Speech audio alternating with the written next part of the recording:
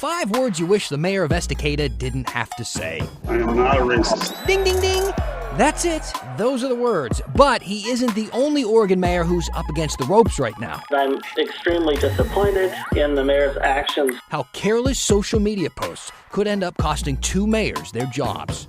Plus, a day before Oregon's special session is set to start, Senate President Peter Courtney accidentally gives us our quote of the day when he forgets to mute his Zoom call. Wait a minute, not on mute, Jesus.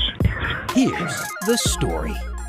We all been there, sir. Hey, I'm Dan Haggerty. Welcome to The Story. I'm feeling lighter. I'm feeling aerodynamic. More credible, actually. They teach you in J school that this job is actually only about 80% hair and 20% ending your sentences like this. As you can see, I've gotten my ears lowered and feeling pretty good about it. I also just met my quota for one dad saying a show. Thank you for being with us. Again, I am Dan Haggerty. We want to talk to you tonight. Email us at thestory@kgw.com. You can find me on Facebook and Instagram or use Twitter as always in that hashtag. Hey, Dan, let's get started. And I want to start by talking about Oregon's special legislative session, which starts tomorrow. Their goal is to pass bills on police accountability and the COVID-19 pandemic. The session isn't off and running just yet, but the meetings are. We listened in, didn't hear a lot of debate between Democrats and Republicans during the hearings today or yesterday. There was a lot of listening to testimonies about all the different proposals that are on the table. Things like banning chokeholds and tear gas, creating a statewide database for police misconduct, and extending Governor Brown's moratorium on evictions, among a lot of other things. Now, I'm sure, as you could tell right there, those meetings are happening virtually, and I know a lot of you can relate to that, but those virtual meetings always come with the technical trappings of Zoom that we all know too well, which brings us to our accidental quote of the day from Senate President Peter Courtney during testimony from the dairy industry. Also, the dairy people, I want ice cream. Wait a minute, not on mute, Jesus. God, you gotta put me on mute. Mr. President, I think we all want some ice cream right now. Fortunately, the ice cream truck is not driving by my house. It's so good. It's so good. That's right. Even Oregon's most powerful lawmaker in the Senate forgets to mute himself. Unfortunately for Senator Courtney, you can't have dessert before the main course, and the voting actually begins tomorrow. And because of the legislative rules, they all need to be at the Capitol in person. And as long as we're talking about rules, I do want to clear one thing up real quick. We got an email from Marcia after we reported on the special session. She said to me, "You need to do your homework, Dan. Voters here in Oregon approve special sessions in the even years for specific purposes, like needed changes to the budget or other housekeeping issues, not new legislation like the cap and trade bill. If a change is needed to hold legislative sessions on a yearly basis, it needs to come to the voters for approval." Marcia, we appreciate you writing in and caring and knowing about politics, but in this case, you're incorrect. It might sound like you're confusing special sessions with short sessions. So the governor can call a special session in the event of an emergency, and that's what she's doing right now to tackle police accountability and the pandemic. She actually plans to call a second special session later this summer to pass a budget. That is considered an emergency too. What it sounds like you're talking about are short sessions, which are held on even years. Those are different from special sessions. They're designed to let lawmakers pass a budget and deal with other housekeeping issues like you mentioned. Lawmakers already met for this year's short session in February, but it ended with just 3 bills being passed because Republicans, they staged a walkout, another walkout, and they weren't happy that the Democrats were trying to tackle big issues like cap and trade during a short session. Never mind the fact they also walked out during the long session the year before, but that's another story for another day. This special session is narrow focused, as we said, on police accountability and COVID-19. But if Senator Peter Courtney has his way, maybe ice cream's on the table too. Mr. Chair, I just wanted to say I think you did such an excellent job. I hope you get a second scoop of ice cream tonight. Well, I'm telling you, I said that I want to get that ice cream. We're going for that if I got to do that. I know I'm not. No, listen, Republicans, no. I'm not voting for a bill to get ice cream. No, I'm not doing that. No, I'm not using my office for ice cream gain. Ice cream gain. All right, tonight's big story is all things not Portland, because yes, we do read your emails and we listen when viewers like Gus Bedwell write in and say, "Dan, I really like your show, but how about talking about more stuff in areas of the state besides just Portland? The rest of us have cool stories as well. For instance, there's a cool guy in Almsville who collects Buzz Lightyears. Humbly submitted. Just a thought. Gus, my man, no need to be humble.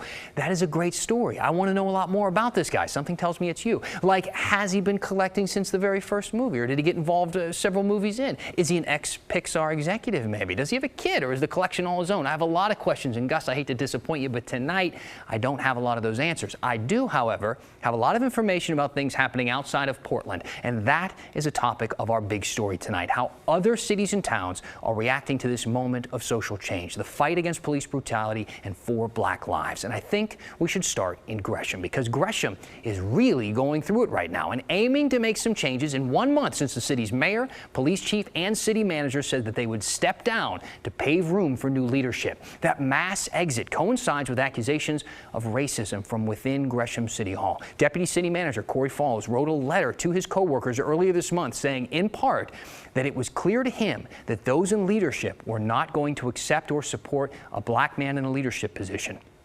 The letter here leaked to local media, and days later, leaders started dropping like flies. There's also some breaking news we got to tell you about on this one. Chief Sells, she says that she is no longer retiring. We learned literally minutes ago that she plans to return as Gresham Police Chief on June 29th. So we're going to keep an eye on that. But still, the mayor and city manager are out until we hear otherwise. And while Mayor Shane Bemis said that he resigned to pay more attention to his business, he also talked about the decision by former police chief in Portland, Jamie Resch, and her decision to make room for someone better suited for this moment. So Bemis floated this guy's name to possibly run for his seat, Gresham businessman and former TriMet board member Travis Stovall. We had a chance to speak with Stovall before his name was even floated, but the topics that we hit on at the time were very relevant to what's happening in Gresham now, including barriers for Black Americans in the workplace and how change needs to start from the top. The duality that I exist in. I exist first as an African-American male and second as an entrepreneur. So there's so many things and so many travails that we face just to make this hurdle. And we are absolutely not the rule. We're the exception. Many of my colleagues and friends that look like me, we all are sharing the same type of experience where we're exhausted, we're tired, we've been fighting this battle for so long, and we feel like we've been unheard and thus misunderstood. If it starts with the CEO and she understands that, we need to make differences and changes within these organizations and in their organizations, that's when real change happens. And that's when we've seen absolute real change. Now, in the week or so since the mass exodus from Gresham City Hall, the topic of racism has been top of mind for the remaining leaders, the people still in the building. One of the first things the Gresham City Council did, in fact, was vote unanimously yesterday to fly a Black Lives Matter flag above City Hall. It wasn't flying yet when we shot this video yesterday, but when it's finally raised, it will fly until the end of July. And once the city fills those empty positions, they plan to implement new policies to fight racism and inequality in the city. Now, West Lynn is also taking action against its own racist controversy and backing the People of Color Caucus in Salem to push for police accountability laws. West Lynn's mayor and city council, they all signed this letter addressed to Senate President Peter Courtney and House Speaker Tina Kotek. They say they especially support a proposed bill to reform law enforcement arbitration, basically making sure that if a police officer does something wrong, they're actually held accountable for that. They also pointed to a proposal to make the state attorney general the primary investigator in use of force cases instead of individual county district attorneys. The letter also addressed the failings of its own police department in West Lynn, specifically a case in 2017 when the city's former police chief, Terry Timius, arrested an innocent Black man, Michael Fesser, as a favor for a fishing buddy. Timius retired in 2017, but just a week ago, the city's new acting police chief fired the lead investigator in that case, citing the loss of public trust and confidence in his ability to be a fair and unbiased police officer. And it's that trust that West Lynn hopes to be rebuilt through these new laws during the special session. Which brings us now to Oregon City and a breach of trust between the city and the mayor, Dan Haggerty. Now, two former mayors are joining an effort to have Haggerty removed from office. Kyla Boshi explains why. Oregon City Mayor Dan Haggerty, on the hot seat for weeks after controversial social media posts, is facing a recall campaign. The citizens deserve to have a responsive government, a government that is guided by ethics and morals and accountability. And right now in Oregon City, we don't have that. Critics, including two former Oregon City mayors, called Haggerty's behavior, quote, disturbing, and demanded he be removed from office. Let me be clear, tearing down buildings and hurting people does not honor George Floyd. Building up our community in goodwill honors George Floyd. In early June, Haggerty defended himself after city commissioners criticized social media posts in which he downplayed police brutality against African Americans. He later walked out of the meeting. With that, I will turn it over to Commissioner Smith. Thank you very much. Are you leaving? I am. So you're not interested in what the rest of us have to say? I'll hear what the rest of you have to say on the recording. Holliday was also criticized for a post asking how there could be protests, riots, looting, and vandalism in Portland and elsewhere, but no fireworks on 4th of July in smaller communities. Other city commissioners can't force the mayor out, but they have censured Holliday and ordered a misconduct investigation.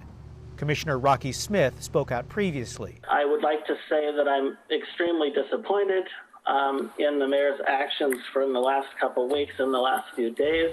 Organizers of the recall campaign argue Holliday is the focus of multiple lawsuits related to his business deals and behavior. Holliday, in his second term as Oregon City mayor, declined our request for comment. There is something to say when a leader is so out of touch with the citizens that he's trying to lead, that he will fail, that he refuses to apologize. The group hoping to recall Mayor Holliday has 90 days to collect 2,400 signatures during a pandemic. They plan to organize socially distanced events and drive-through signature gathering. Kyle Aboshi, KGW News. Thanks to Kyle, and that brings us now to head east to Estacada. The mayor there is facing a similar revolt. Mayor Sean Drinkwine posted online that he doesn't condone Black Lives Matter vigils in his community. He eventually apologized for that, but for some people it's too late. And now Catherine Cook learned there's a push there to have him resign. When I saw that, I couldn't just let it pass by. Tracy is talking about this social media post made by Estacada Mayor Sean Drinkwine on a public forum called Neighborhood Watch Uncensored. It said, "As your mayor of Estacada, I would not and have not condoned these BLM vigils in our community. All city staff and I are working tirelessly to shut these vigils down. Our number one concern is to keep our city safe and free from conflict." It had said that he does not support the Black Lives Matter vigils in the community. It really sent an outrage out. Tracy lives in Sandy, but her husband is from Estacada. Together, the couple started the Sandy Stand-Up Movement, an anti-racism organization. They've held a handful of local protests supporting Black lives. Since the mayor's post, they plan to march on Friday evening from Estacada High School to City Hall. Minority voices need to be heard, and for the mayor to not support that is really hurtful. I am not a racist. Let me just clarify that as best I can. During the Estacada City Council meeting Monday night, Mayor Drinkwine apologized for the post, which has since been taken down. He said he was responding to concerns posted on the forum by people worried about violence connected with Black Lives Matter protests. He blamed poor writing skills for how it came across. I am not a racist, by far. I love my citizens in this city, and I was trying to make things safe so there wouldn't be an altercation, because I was just trying to keep it civil. But in the process, I failed because I am not the best writer. And unfortunately, that worked against me, and now here I sit, apologizing. But again, I am sorry for what I wrote. In this case, Tracy doesn't think that's enough. At this point, I do think that a resignation is what eventually needs to happen. If not, then he needs to be properly educated and re-educated, really, about what freedom of speech really is, and that he can't take that away from people, no matter what if the issue is. Catherine Cook, KGW News. I'm just going to make this a pandemic project. For some, it's banana bread. For him, it's painting lighthouses. All of them. One state at a time. When the story continues. Hey everybody, welcome back. Thank you so much for reaching out using that hashtag HeyDan to say hello, to be part of this cool little experiment that they keep letting us put on the air every night, at least for now. We love chatting with you online, but we also love answering your questions, because sometimes, honestly, we don't know the answers ourselves until we dig it up for you. Louis had a great question related to the coronavirus pandemic. I'm curious why we only hear the total number of new COVID-19 cases each day, and we don't hear the number of hospitalizations associated with that number. Thank you, Louis. That's a good point. I think that A lot of us just feel that muscle memory of only reporting those new cases because it is an easy, tangible number. The problem is the more that we learn about this crisis, the less we learn from that particular metric. The Oregon Health Authority has been saying that tracking hospitalizations is actually the better real-time gauge of how we're doing right now fighting this virus. So let's take a look at how things are stacking up. 184 patients are currently hospitalized with either confirmed or suspected cases of COVID-19. Breaking it down even further, 58 are in the intensive care units right now and 28 are on ventilators. Out of all of the cases in Oregon since the beginning of the pandemic, that is 7,274 cases, 14% went to the hospital. By the way, all of the information is available on the state of Oregon's website, so you can keep updated on this every day. And trust me, there are more numbers on there than you'll know what to do with. So when I first moved here, I repeatedly heard the same three facts. It's beautiful. It takes a while for people to warm up to outsiders. And Portland has the most strip clubs per capita in the country. Our strip clubs are part of the fabric of this town, and the dancers say that fabric is tattered and torn. The Portland stripper strike seized the moment, and this willingness for change and self-reflection, and dancers across the city are demanding those changes and fair treatment for black dancers. Kat Hollis is a dancer herself. She organized the fight. She wants managers to have listening sessions with black dancers, a clear anti-discrimination policy, and cultural sensitivity training that is specific to strip clubs. There was no HR system in strip clubs. And so there's no real clear process for reporting these things. And what we found is that most of the owners that we've spoken to are really, especially in this uncertain time, looking for guidance. She says that some managers refuse to hire dancers who aren't white, or they'll only fill a few positions with dancers of color. But this isn't just about hiring. It's about how their life is at work. I asked Hollis about that. And keep in mind, this is a person who loves her job, loves her customers and the people who she works with. But she says there was another side to being a stripper in Portland. There's no clear process for accountability. So I can think of a time where I had a customer come into a club and followed me from stage to stage, calling me some really, really horrible and demeaning words that I'm not willing to repeat. And I had asked them to move away from my stage. I had asked them, just go someplace. You don't have to like me. You don't have to spend any money on me. Just move away from me because I'm butt naked and you're making me feel unsafe. And so after 3 of my stage sets, I went to the bouncer just crying. And I said, hey, this guy just called me this name and I don't know what to do. I've asked him to move away. And the bouncer said to me, well, why don't you come to me before you're upset next time?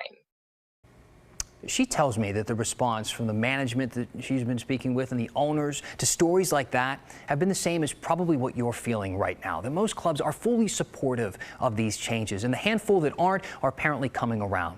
This strike is not exclusive to female dancers, I want to mention that, and it is also a serious operation. They have partnered with the WYCA, or the YWCA rather, to develop the sensitivity training and operate as a nonprofit under their umbrella. All right, here's something we think is worth your time. The Portland Mercury recently reshared this 2017 piece called Burn the Town Down. It's about the 1967 race riot in Portland's historically black Albina neighborhood and how people of color in Portland are still marginalized 50 years later. The riot happened right in the thick of the civil rights movement during the so-called long, hot summer of 1967. There were more than 150 riots across the U.S. In Portland, protesters gathered in Irving Park and faced off with police. Police arrested dozens of people. There was thousands of dollars in property damage. This story is just as relevant today as it's ever been, maybe more so. You should check it out right now on the Mercury's website. Hey, hat tip to the KGW Sunrise team for finding this next story. Last week, they took a virtual trip through Newport to learn about some of Oregon's iconic lighthouses. And during that trip, they got a tip from a viewer named Mark Northway. He lives in Oregon City, and he kind of likes lighthouses a little. He really loves lighthouses.